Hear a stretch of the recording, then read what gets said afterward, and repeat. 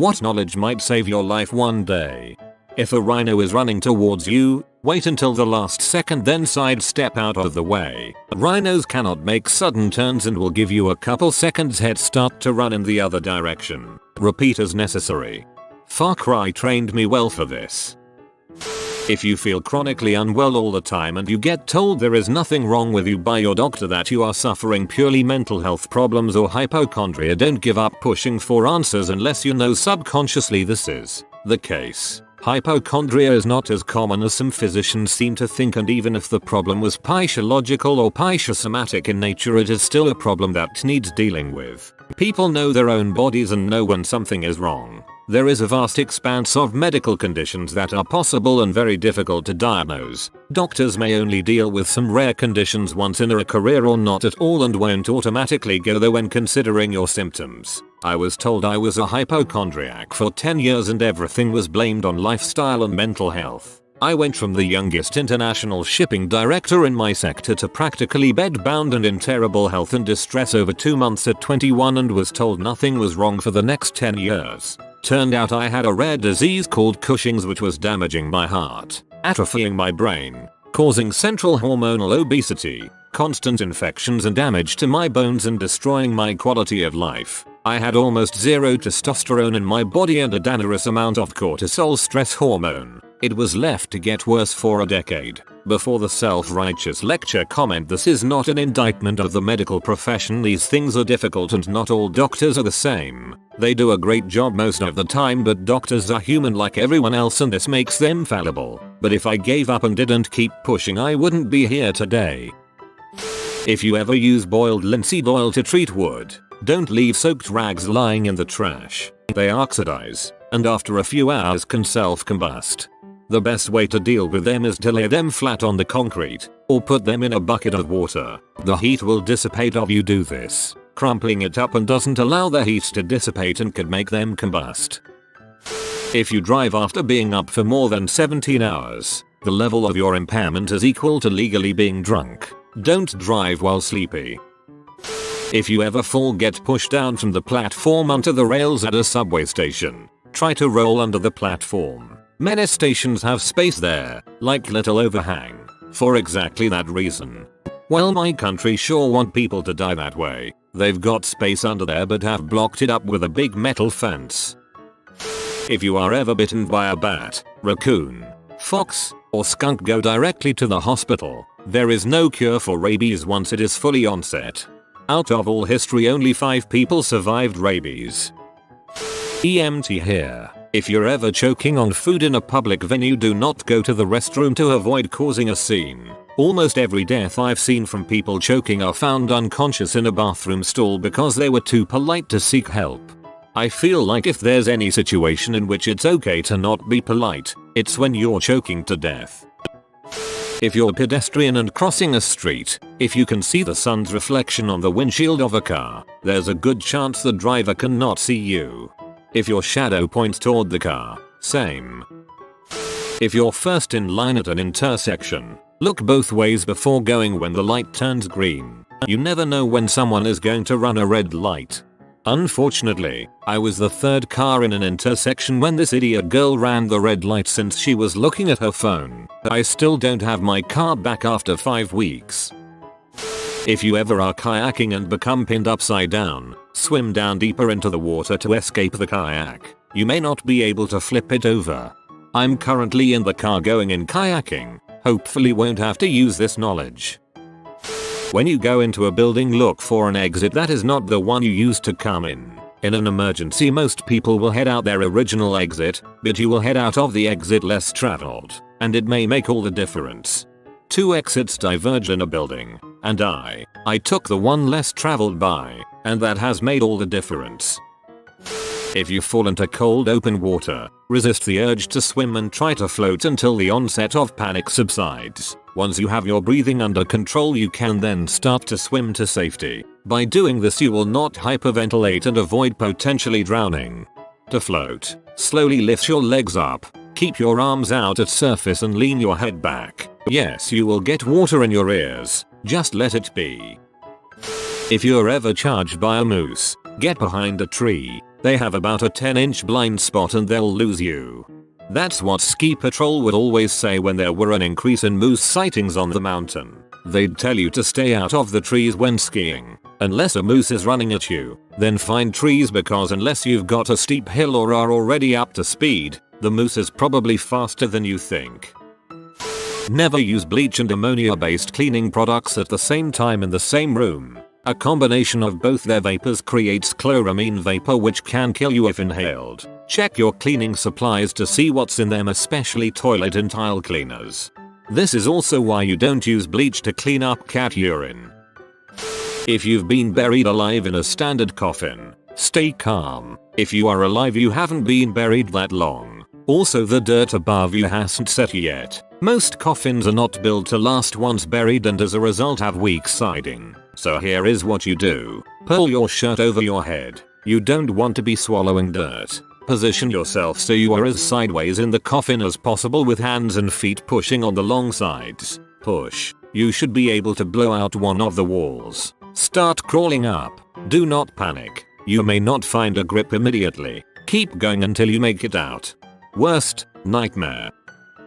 If you have to get through a locked door, don't charge into it with your shoulder. Instead, kick it straight on next to the doorknob handle. This has a much better chance of breaking the lock. It's better to mule kick the door next to the lock instead of facing forward while you kick. It's safer for you and you can apply more better force that way. Also, do it with your back turned, a mule kick, to avoid falling headfirst when the door opens. If you call 911, always say where the problem is first, followed by the problem. If you happen to get cut off before you can say what the problem is, at least the dispatcher has a location to send an officer to check it out and advise if more police or fire is needed. Example: operator, 911, where is your emergency? You, help, I am being stabbed, disconnect. Versus operator, 911, where is your emergency? You, 742 Evergreen Terrace, help, I am, disconnect. Location, location, location. Always leave your itinerary with someone. If you meet strangers, that is, potential bad people, on the road, always let them know that you are in touch with friends and family and that they know exactly where you are. You become less attractive as a victim. Always let strangers know that you have a destination and are expected at a particular time. 2. Always let strangers know that you have a destination and are expected at a particular time. 2. This is really useful when traveling in areas where taxis tuk-tuks will try to bring you somewhere better. Just tell them you're meeting a friend and they shut up. When you're staying in a hotel, take the time to read the diagram on the back of the door showing where the emergency escape route is. Take your room key with you if you leave the room in an emergency, as you might need to get back. Have your shoes on when the flight you're on is landing or taking off. Statistically, that's when bad stuff happens and you don't want to be in bare feet for an evacuation. If someone is choking, ask them, are you choking? Bear with me. If they can answer you, they're not choking. If they can't, you can go straight to the Heimlich maneuver. If you're accidentally poisoned with methanol, ethanol is an effective treatment as medical help isn't immediately available. Don't get the drinks from the same place that poisoned you in the first place.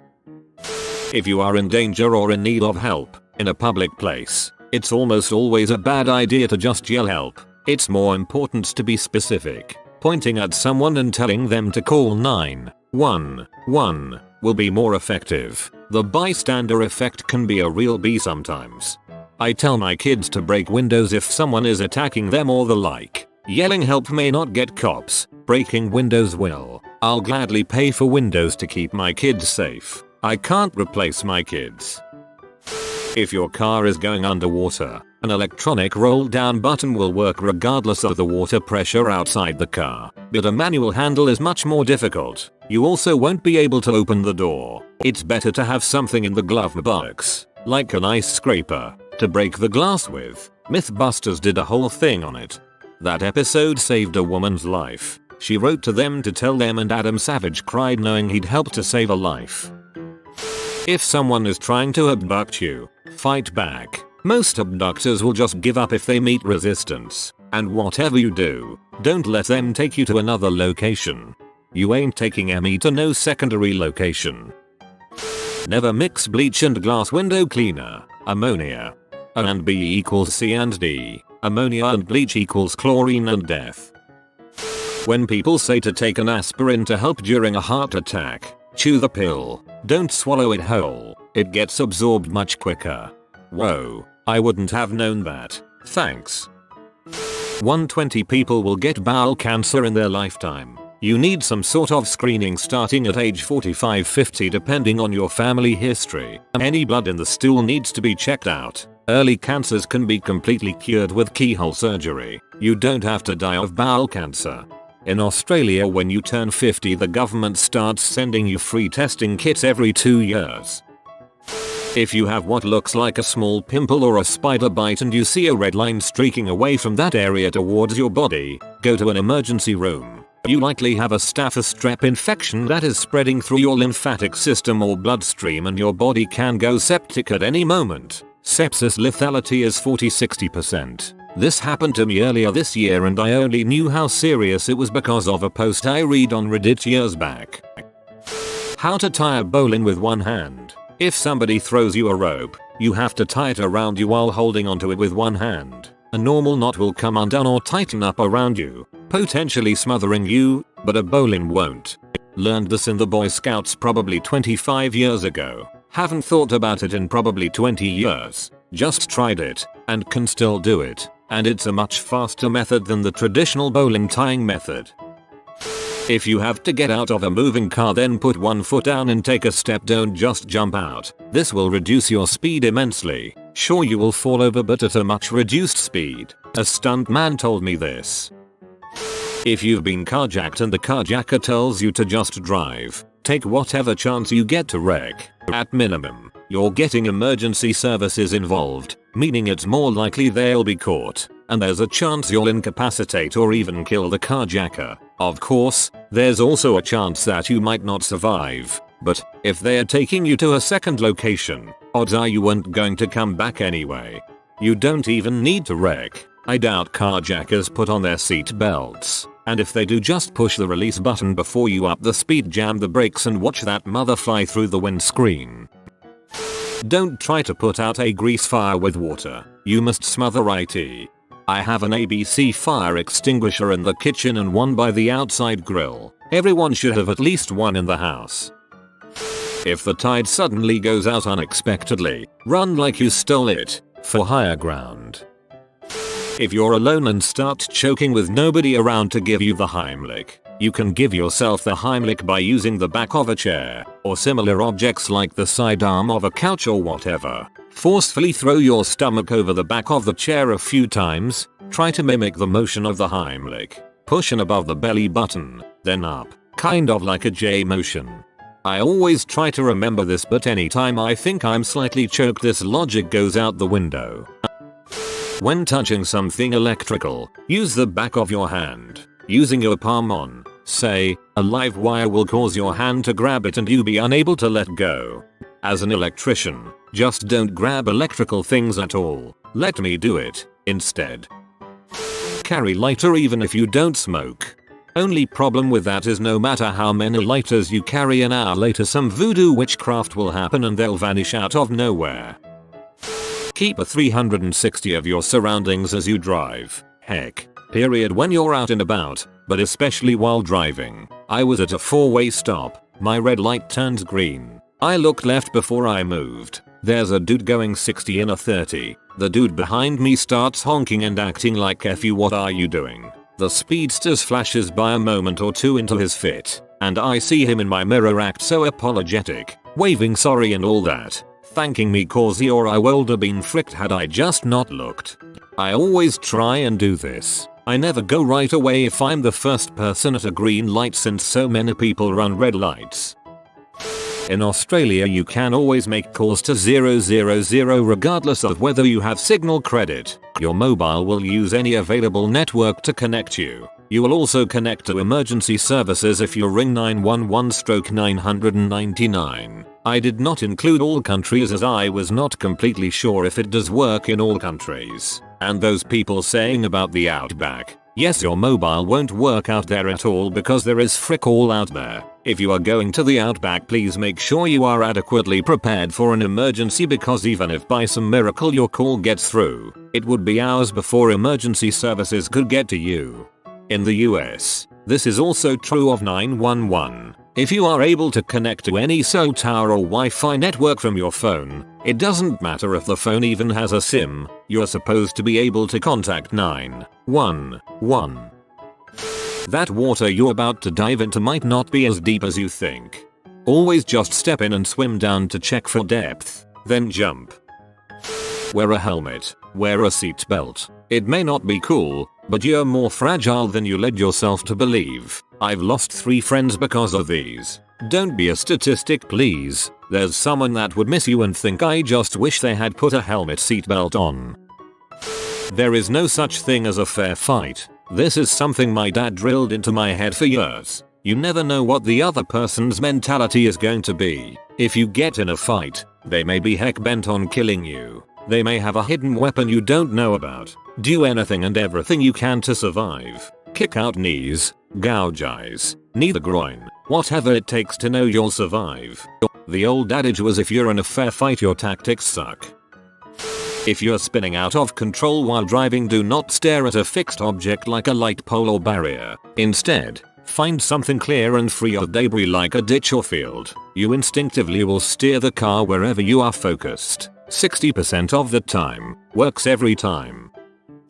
If your car suddenly accelerates beyond control and the brakes are unresponsive, shift the car into neutral and slowly apply the brakes. This situation happened to a family in CA some years ago. They had no idea what to do and tragically lost their lives. Corrected, stating that you should apply the emergency brake. Many have fairly pointed out that you should not apply the emergency brake as this will cause you to lock up.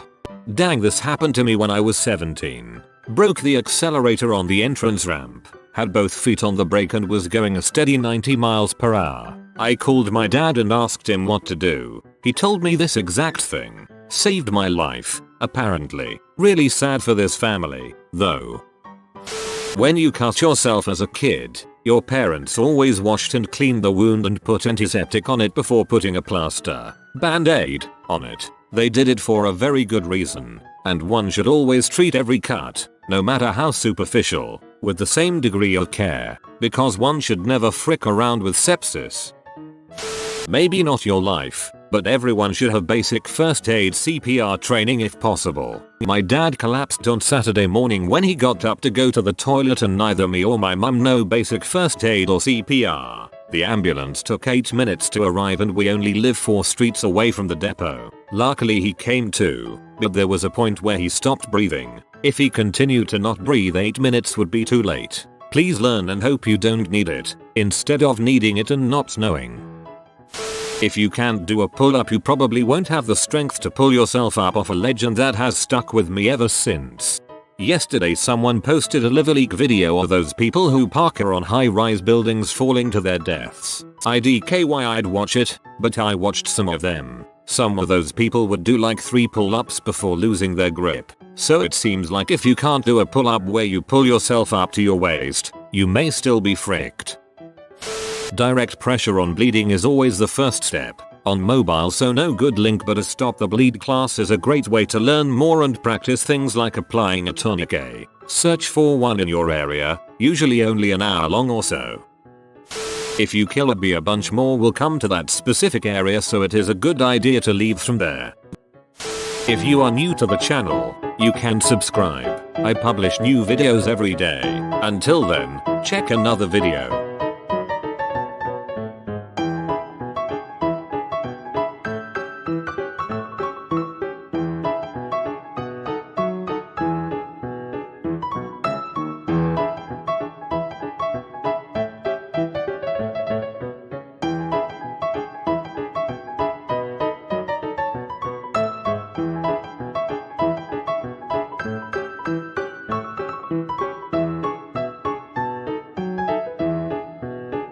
Bye for now.